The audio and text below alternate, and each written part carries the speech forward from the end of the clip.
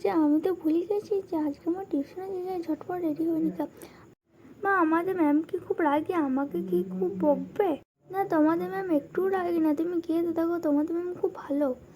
আর হ্যাঁ, তুমি টিউশনকে যেন একদম দুষ্টুমি করবে না, আর তোমাদের ম্যাম যেটাই বলবে সেটাই তুমি শুনবে, একদম দুষ্টুমি করবে না।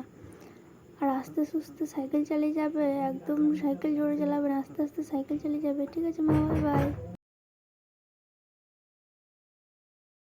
বসে আছে, যাই আমি আস্তে আস্তে ভিতরে যাই, ব্যাগগুলোরও রেখে দিই।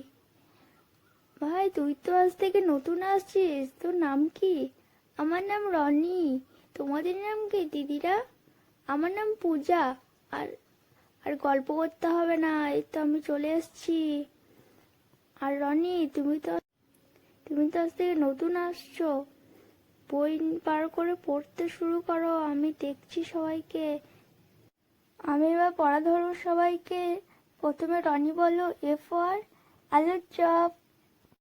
বদমাইশ, এ ফর আলুর চপ না, এ ফর অ্যাপেল। বলো, A for apple, A for apple. এবার পূজা বলো, বি ফর বল।